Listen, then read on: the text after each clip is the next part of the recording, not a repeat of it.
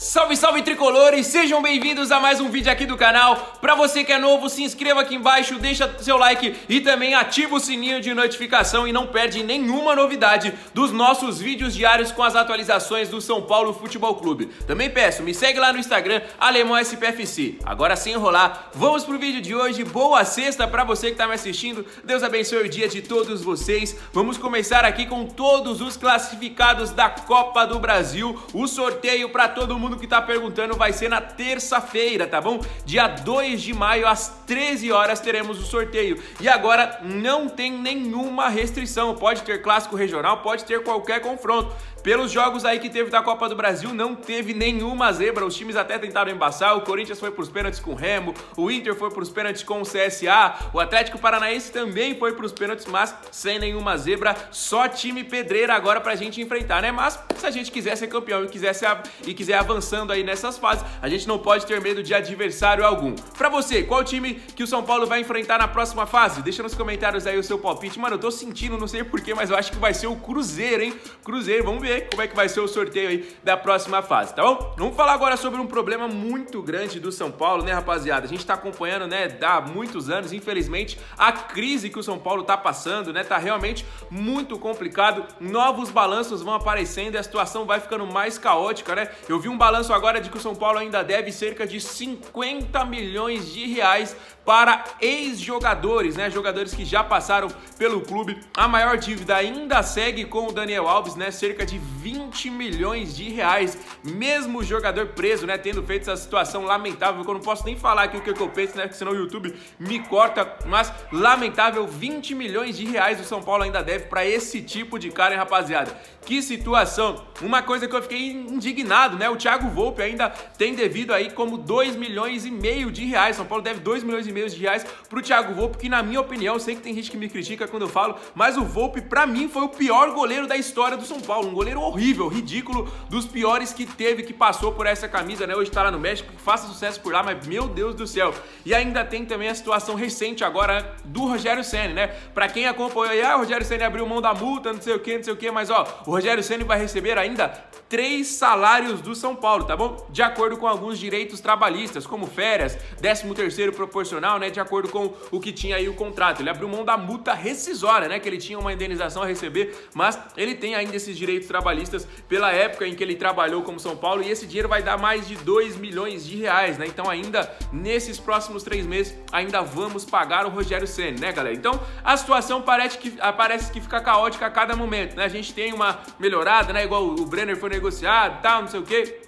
Mas a situação do São Paulo parece que jogaram uma praga muito grande ali, que a coisa não melhora. Quando parece que vai, não vai. Quando a gente vence, volta a encarar o Tigre, vence os caras no segundo tempo, a gente fala, mano, agora saiu a zica, depois de 10 anos. Mas, mano, parece que tem uma zica instalada ali no Morumbi, no São Paulo, não sei, alguma coisa tá acontecendo por esses últimos anos, tá acontecendo de todas essas maneiras, né? O São Paulo que volta a campo amanhã, São Paulo e Coritiba pelo Campeonato Brasileiro. Algumas novidades, nós ainda não estamos aí com a informação completa do Jonathan Calleri, mas o Rafinha pode ser um dos desfalques, tá bom? O Rafinha saiu contra o Ituano, teve problemas, não treinou nesse último treinamento do São Paulo, portanto, deve ser um desfalque certo aí, né? Então briga por posição aí, mas provavelmente será o Raí Ramos na direita. Rodrigo Nestor, que também sentiu o tornozelo nessa última partida, aparentemente não preocupa, né? Pode ser poupado, mas aparentemente não preocupa e pode estar à disposição aí do Dorival Júnior.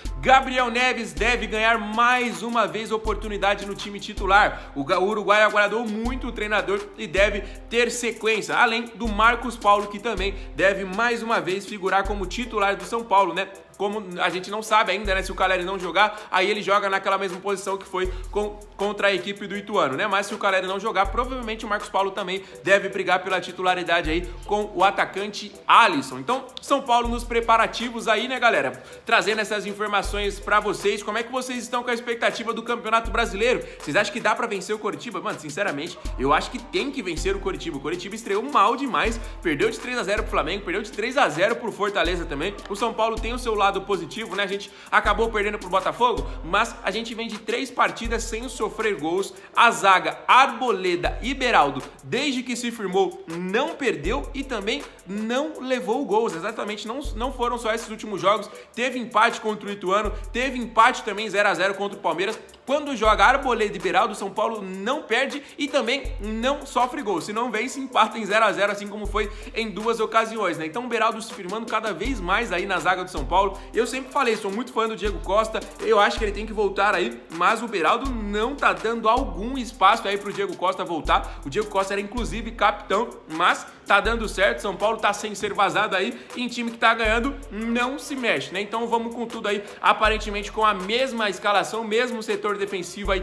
para encarar o Coritiba. Como eu falei, provavelmente o Rafinha não estará à disposição. Podemos ter a volta do Rai Ramos, que não atua na Copa do Brasil, até porque o jogador já havia atuado com a equipe do Ituano, tá bom? Muita gente perguntando aí também sobre como fica, né, agora a janela de transferências do São Paulo com o Dorival Júnior, esses jogadores aí que foram pedidos pelo Rogério Ceni. Aparentemente, de primeiro momento agora, galera, ninguém vai sair. A próxima janela abre apenas no meio do ano. O São Paulo só pode contratar jogadores sem contratos, mas tem muitos nomes em pautas e são esses nomes que eu venho trazendo diariamente aí pra vocês, né? Nomes que agradam o Dorival, jogadores que o Dorival já aprovou e que o São Paulo vai poder aí fazer algumas negociações, mas apenas na abertura da janela. Então por isso eu falo, fique sempre ligado aí, porque diariamente a gente traz os nomes que estão em pauta, nome avaliados, nome aprovados pelo scout, nomes que o Dorival pede. Então tem muita coisa acontecendo aí, por isso eu falo pra você sempre ficar ligado, tá bom? Outra informação importante também é sobre a Copa Sul-Americana, galera, que o São Paulo joga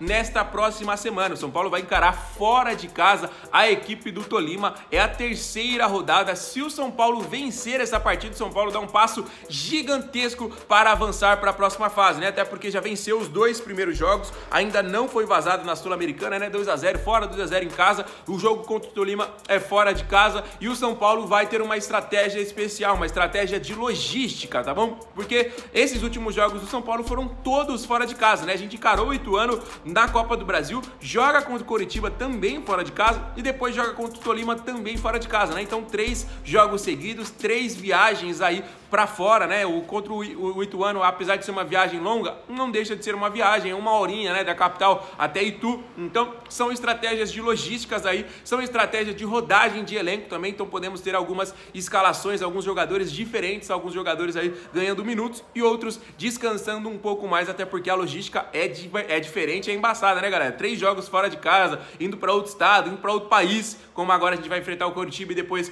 vai enfrentar o Tolima. Então são estratégias que a gente vai trazendo aí pra vocês também no decorrer dos dias, tá bom? Então, ó, não esquece, se inscreve aqui no canal, ativa o sininho de notificação, todo dia tem conteúdo exclusivo sobre o nosso time de coração, dá uma moral pro nosso trabalho também, a gente tá aqui todos os dias, não tem sábado, não tem domingo, não tem feriado, independente do dia, a gente tá aqui trazendo as informações pra vocês. Então, dá uma moral aí, deixa o like, deixa os comentários sobre todos os assuntos que eu falei, combinado? Vou ficando por aqui, fiquem com Deus, um abraço, valeu!